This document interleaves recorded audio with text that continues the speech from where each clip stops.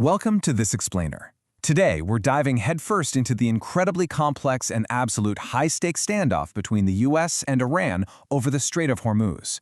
We're going to break down the latest reporting from the Wall Street Journal, the New York Times, and other key sources to map out exactly where this global crisis stands right now. Here's our game plan. We'll trace the escalating stakes by looking at the strait itself, the three-part deal currently on the table, the core nuclear disagreement, the ongoing war of leverage, and finally, those massive global shockwaves. So, let's start with part one, the Strait of Hormuz and the choke point stakes.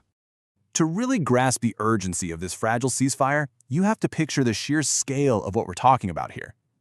During peacetime, a staggering 1/5 of all the world's traded oil and gas passes directly through this single narrow waterway. That makes it one of the most vital, irreplaceable economic arteries on the entire planet. When traffic stops here, the global energy market basically holds its breath. And right now, it is effectively frozen. What we're watching unfold is a fascinating, yet incredibly tense, dual blockade situation. On one hand, you have the United States blockading Iran to completely cut off their oil sales. The strategy there is to deprive Tehran of revenue and create a logistical nightmare where they literally have nowhere left to store their oil, forcing them to just shut down production entirely. But on the flip side, the closure of the strait itself acts as a massive bottleneck, totally choking off a huge chunk of the global energy supply. It is the ultimate high-stakes staring contest. Which brings us to part two, Iran's three conditions, and the deal on the table. To try and break this deadlock, Iranian Foreign Minister Abbas Araghchi was in Oman and Pakistan over the weekend, and he floated a pretty straightforward three-part proposal. First, Iran agrees to reopen Hormuz, but only if the US completely lifts the naval blockade on the country and its ports. Second, the broader war in the Middle East has to end. And third, and this is the real kicker, discussions about Tehran's nuclear program have to be delayed and pushed to a later phase of the diplomatic process. That takes us right into part three, the nuclear sticking point and the contrasting perspectives. That third condition about delaying the nuclear talks? It's a massive hurdle. President Trump's national security team remains highly skeptical of this. Just look at what Secretary of State Marco Rubio said in an interview this past Monday. He stated, "We have to ensure that any deal that is made, any agreement that is made, is one that definitively prevents them from sprinting towards a nuclear weapon at any point." The US position is that completely ignoring the nuclear program is a total non-starter, especially since denying Tehran those weapons was one of the foundational reasons for the conflict to begin with. White House spokeswoman Olivia Wales backed up this cautious stance.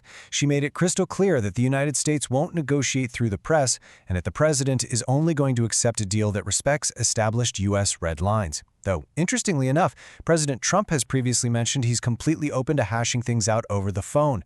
So, Washington is facing a serious dilemma here. Yes, accepting a temporary halt to the talks would immediately ease the insane pressure on global energy and financial markets, but it comes with a really steep strategic cost. Agreeing to a delay effectively signals that the war failed to achieve its primary objective, which was to force a definitive deal over Tehran's uranium enrichment program. All right, part four, the war of leverage and weighing the standoff.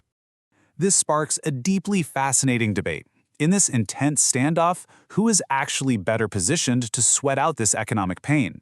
Looking at Iran, President Trump recently took to Truth Social to highlight what U.S. intelligence sees as absolute internal chaos in Tehran. He pointed out the deep infighting between Iranian hardliners and moderates, literally calling the situation crazy. U.S. officials actually believe this domestic turmoil is so severe right now that Iran's leadership hasn't even authorized their negotiators to make any real concessions, which totally paralyzes the peace process on their end. But make no mistake, the pressure cooker is whistling loudly for both sides. Sure, Iran is facing a crushing U.S. naval blockade and a complete loss of crucial oil revenue, which is fueling that internal political chaos. But the U.S. is absolutely feeling the heat too. Washington is dealing with skyrocketing gas and oil prices right ahead of crucial midterm elections. On top of that, they're facing intense pressure from their own Gulf allies, who are incredibly frustrated that they can't use the strait to export their own oil and gas. Which leads us to part five, the global shockwaves, and exactly why this matters to you. You see, this isn't just some abstract geopolitical chess game played thousands of miles away. This blockade is an active, real-world economic shockwave. Because the strait is closed, global oil and gas prices are skyrocketing. But it doesn't stop at energy. Higher energy costs mean the price to produce and transport fertilizer is shooting up, and that directly hits the global agriculture sector. The domino effect here means the cost of your groceries, basic food items, and everyday goods is cascading upwards all over the world. Which leaves us with this massive, looming question to watch as the situation develops.